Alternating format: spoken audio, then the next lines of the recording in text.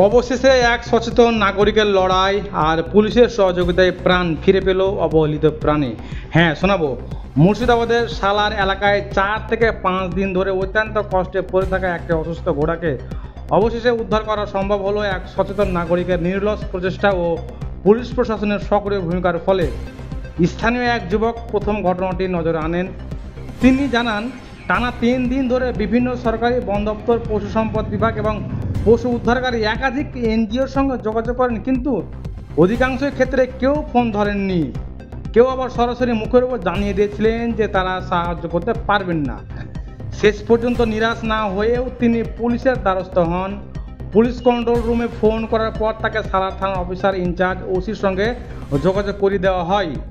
OC ঘটনা জানার পর দেরি না করে একটি পুলিশ টিম পাঠান সে ঘটনাস্থলে। স্থানীয় থানার ওসির প্রশংসনীয় উদ্যোগে দ্রুত পুলিশ পৌঁছে যায় স্পটে এবং ঘোড়াটির পরিস্থিতি মূল্যায়ন করে পাশে দাঁড়ায়।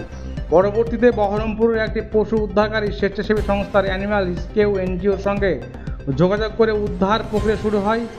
সেই এনজিওর সদস্যরা গতকাল ঘটনাস্থলে এসে অসুস্থ ঘোড়াটিকে উদ্ধার করে নিয়ে যান।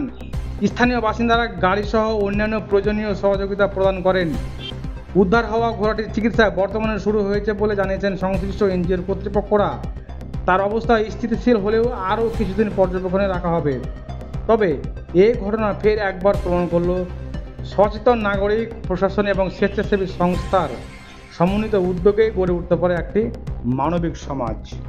ঘটনাটা বলতে আজ থেকে প্রায় 3 থেকে 4 দিন আগে আমাদের সালার বিএলআরও অফিসের সামনে যে একটা মেন রোড হয়ে গেছে, সালার থেকে কান্দি যাওয়ার যে রোডটা আছে, সেখানটায় একটা যানবাহনে এই নিরীহ ঘোড়াটিকে ধাক্কা মেরে অ্যাক্সিডেন্ট করে তার পাটা ভেঙে চুরমার করে দেয়।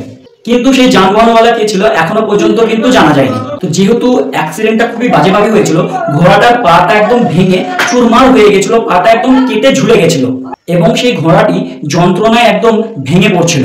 তারপর গত পরশু আমার যে দাদা আছে, আমার দাদার নাম হচ্ছে সাদ্দাম মির্জা, সে আমাকে এই ঘটনাটা বলে যে এই ঘটনাটা শোনার পর আমি সঙ্গে সঙ্গে সেই ঘোড়া যেখানটায় ছিল সেই স্পটে যাই এবং যে দেখি সত্যি ঘোড়াটার অবস্থা খুবই খারাপ। তার পায়ের যে অবস্থা ছিল, সে যে কোনো সময় মারা যেতে পারত।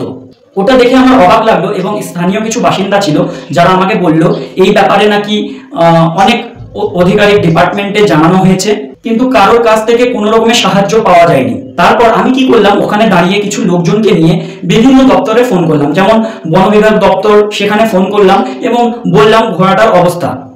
কিন্তু বন বিভাগ দপ্তর আমাকে এটাই বললো, আমরা ওয়াইল্ড অ্যানিমাল ছাড়া কোনো গৃহপালিত পশুকে আমরা কিন্তু রেস্কিউ করি না। এটা শোনার পর আমি বিভিন্ন এনজিওতে কন্ট্যাক্ট করি যারা অ্যানিমাল রেস্কিউ ডিপার্টমেন্ট বলে নিজেকে গণ্য করে। তাদের বিভিন্ন জায়গায় আমি কিন্তু ফোন করি। কিছু কিছু জায়গায় আমাকে রেসপন্স করে যে আমরা এই জিনিসটা করতে পারবো না, আর কিছু কিছু জায়গায় আমাকে কোনোভাবে রেসপন্সই করলো না। শেষমেশ আমি কি করলাম, আমি পুলিশ কন্ট্রোল রুমে ফোন করলাম, দিয়ে ওখানে একজন ম্যাডাম ফোন তুলেছিলেন, ওনাকে আমি নিজের পরিচয় দিলাম এবং সমস্ত ঘটনা তুলে ধরলাম। উনি বললেন ঠিক আছে, আপনাদের যে লোকাল থানা আছে তাকে আগে কন্ট্যাক্ট করুন, তারপরে আমরা দেখছি ব্যাপারটা। সেই মতো আমি আমাদের যেই লোকাল থানা আছে ওখানকার আমাদের ওসি শ্রী কাউসার মন্ডল সাহেবকে ফোন করলাম এবং এই ঘোড়াটির দুর্দর্শ অবস্থার ব্যাপারে বললাম। তারপর ওসি সাহেব আমাকে আশ্বস্ত করলেন যে আমরা সাহায্য করব, আমি কিছু লোকজন স্পটে পাঠিয়ে দিচ্ছি। তারপর ঘন্টাখানেক আমি ওয়েট করলাম। ওয়েট করার পরে সেই মতো এক গাড়ি পুলিশ এলেন। পুলিশের আমাদের যিনি থানার ছোট বাবু সাদেক বাবু, উনি এসেছিলেন, এসে পুরো ঘটনাটা দেখলেন এবং দুর্দর্শ অবস্থা দেখে ওনারও মনের মধ্যে খুব মায়া জাগলো। উনি আমাদের সাথে থেকে পাশে হাতে হাত রেখে সমস্ত ঘটনার সময়ে ছিলেন এবং যথাযথভাবে যা যা ব্যবস্থা করার দরকার উনিও ব্যবস্থা করলেন। আমরা প্রথমে একটু ফার্স্ট এড দিলাম, ঘোড়াটাকে বিভিন্ন পেন কিলার ওষুধ দিলাম। তারপর শেষমেশ একটা বহরমপুর, মুর্শিদাবাদের বহরমপুরের একটা এনজিও ছিল, AART মানে অ্যানিমাল রেস্কিউ ট্রাস্ট ছিল। শেষমেশ তাদের সাথে কন্ট্যাক্ট করার পর তারা বলল যে আমরা ঠিক আছে ঘোড়াটাকে রেস্কিউ করব, কিন্তু যেহেতু এত রাত হয়ে গেছে আজকে রাতে সম্ভব নয়, কাল সকালে আমরা ঘোড়াটাকে রেস্কিউ করে নিয়ে যাব। রাতে কোনো রকম ঘোড়াটাকে আমরা ব্যবস্থা করে ঠিকঠাক ভাবে রেখে দিলাম। পরের দিন সকালে অর্থাৎ গতকাল সকালবেলায় সেই এনজিও থেকে আমাকে আবার ফোন আসে। সেই এনজিওর দুজন কর্মী আমাদের এই সালার বিএলআরও অফিসের সামনে আসে এবং আমাকে ফোন করে। আমি আবার সেই ঘোড়ার ঘটনাস্থলে যাই এবং আমাদের ওসি সাহেবকে ঘটনাটাকে পুরো বলি। ওসি সাহেব বলল তুমি একটু দায়িত্ব নিয়ে ঘোড়াটাকে ওদের হাতে তুলে দাও। তারপর আমাদের এইখানকার একজন সমাজকর্মী আছেন যার নাম হচ্ছে আনারুল ইসলাম, উনিও আমাদের পাশে আসেন এবং স্থানীয় কিছু লোক যেমন জাহাঙ্গীর শেখ, সাদ্দাম মির্জা মানে আমার দাদা, আরো অনেকেই ছিলেন, তারা সাহায্য করলেন। সবাই হাতে হাত মিলিয়ে ওই ঘোড়াটিকে অ্যানিমাল রেস্কিউ যেই ডিপার্টমেন্টের কর্মী ছিল তাদের হাতে তুলে দিলাম এবং তারা ঘোড়াটিকে নিয়ে চলে গেলেন।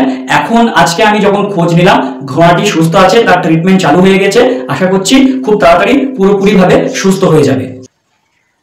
আমার নাম ইসরাফিল মির্জা, আমি সালারেরই বাসিন্দা এবং কান্ডিকোটের একজন আইনজীবী।